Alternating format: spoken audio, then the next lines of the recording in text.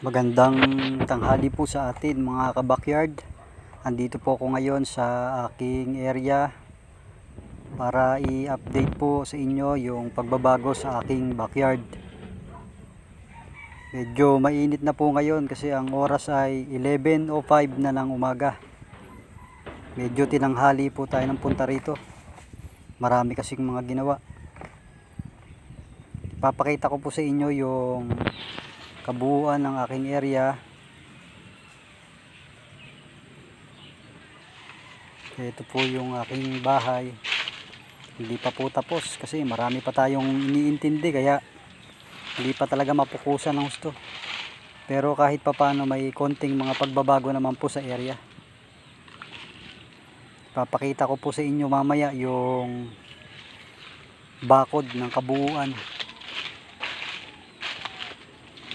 Ito medyo masukal yun dun sa baba. Dito pa lang kasi sa bungad yung ating natabasan. Yung baba medyo masukal pa po yan. Dito kahit papano na unti-unti na. Kada pasyal dito, kada pakain ko ng aking mga alaga, nagtatabas-tabas na rin ng pakonti-konti.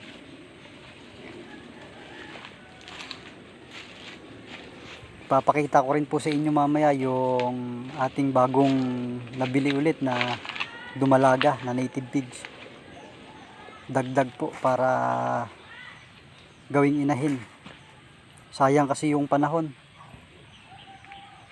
Mas maganda na makapag-alaga ng maraming gagawing inahin. Pero isa lang po yung aking naidagdag. Papakita ko po sa inyo mamaya. Yan yung kanilang mga galawan ng ating mga native pigs. Yan ang kanilang galawan.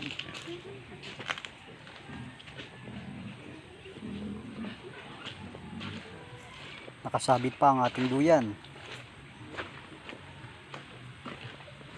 Papakita ko po sa inyo yung aking pinagawang bakod sa baba. Pinakapagitan po ng sapa. Para kung sakaling makawala man yung ating mga alaga rito ay hindi po makakalabas sa compound. Nabakuran ko na po paikot.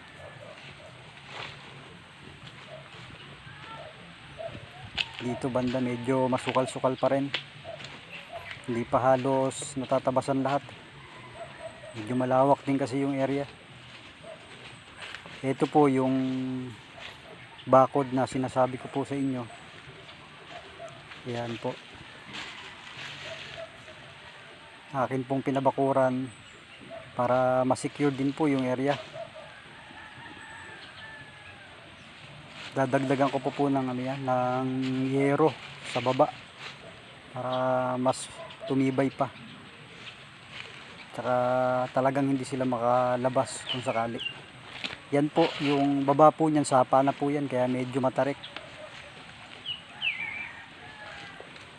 Medyo marami-raming buho rin ang ginastos dito.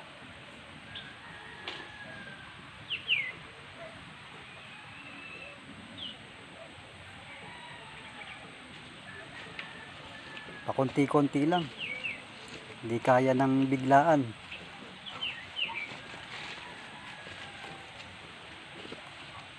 Nagsisimula pa lang kasi tayo mga kabakyard, kaya hindi pa ganoon talaga kalaki yung ating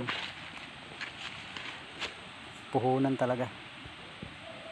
Medyo malaki-laki na rin ang nagastos dito sa area na to, pero kahit papano naman kung sakaling makapag tuloy-tuloy na tayo at tumakbo na yung ating negosyo, kahit papano makukuha rin natin yun, makakabawi rin tayo.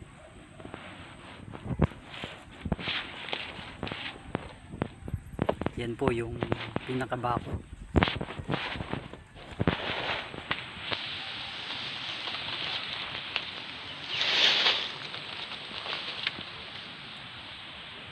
Sagad na po yan hanggang sa taas, kaya okay na po, naka-cover na talaga yung area. Ito yung portion na masukal pa. Medyo makapal pa talaga yung damo.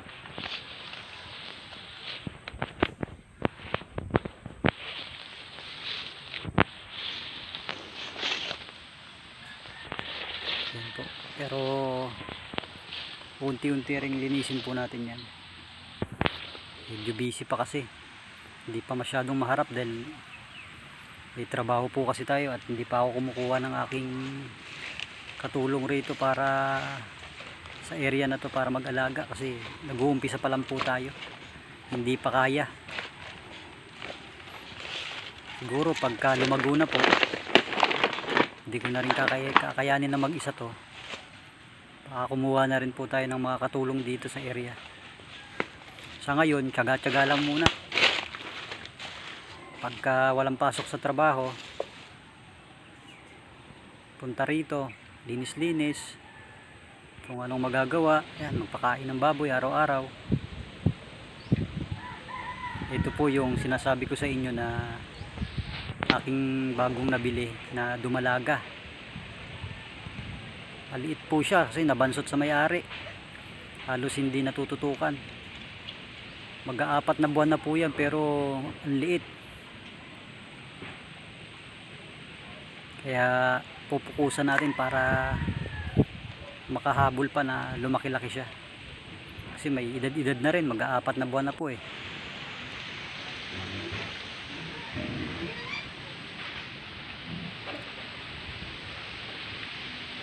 Dagdag puwersa to sa ating mga alaga.